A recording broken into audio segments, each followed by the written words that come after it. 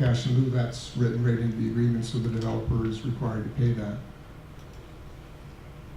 The exterior finished materials are specified, and again, they are, for the most part, traditional materials, wood siding for the most part, or shingles. There probably will be some of the cement fiberboard, which is a good alternative to wood products. And again, if it's siding, it would be of a horizontal nature to emulate the traditional styles.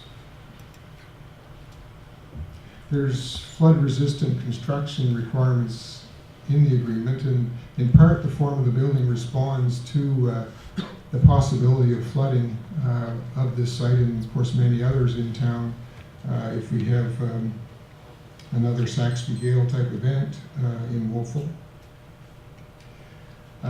So the form of the building puts the lowest part of the building in use as a parking lot, which will be constructed of concrete or other flood-resistant materials, such that if there were a flood, that if that floor were flooded, the amount of damage would be minimal, and cars can be moved in advance of a flood. I guess we get some warning here because it's obviously associated with the tide, so there would be time to move cars if need be. And we've provided that no critical mechanical or electrical equipment can be located in that basement level. The developer would have up to 3 years to complete the project, and once he starts, he's required to use his best efforts to continue until the project is finished. That is, no gaps in construction.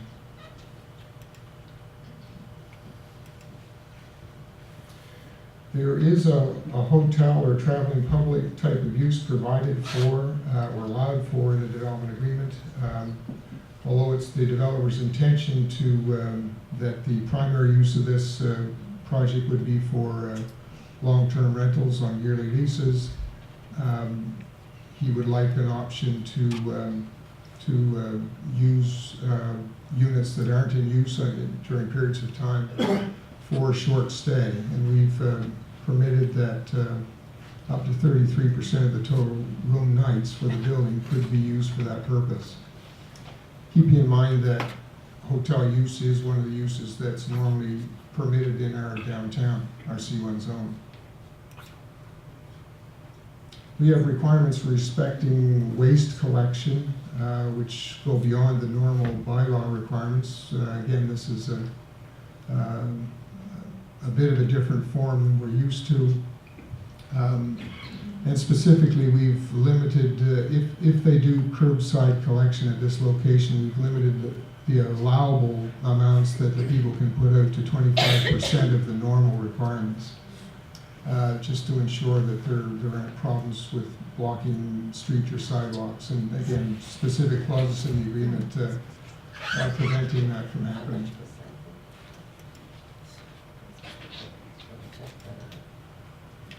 And we have exterior appearance requirements for the building as well.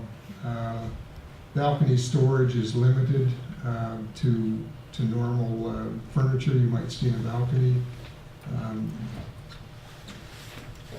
There's no provision for window displays that would be unsightly from the street. And utilitarian elements like vents and so on would have to be shielded or screened in some way if they are in fact visible.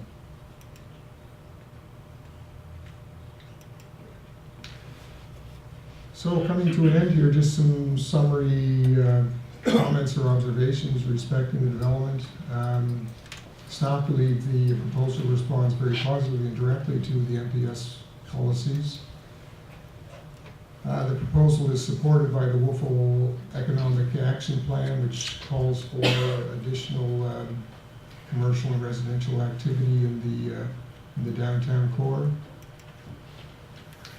The proposal is also supported by the Fiscal Sustainability Task Force. One of their recommendations spoke directly to this issue of needing to develop more commercial space in the downtown to respond to financial sustainability issues. This proposal provides an affordable rental accommodation alternative that we don't have now.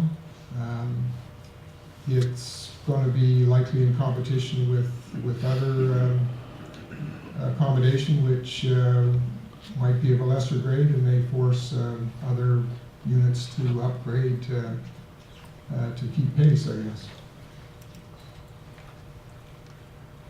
This is an infill proposal which will provide approximately $54,000 of additional tax revenue to the town with minimal additional infrastructure costs.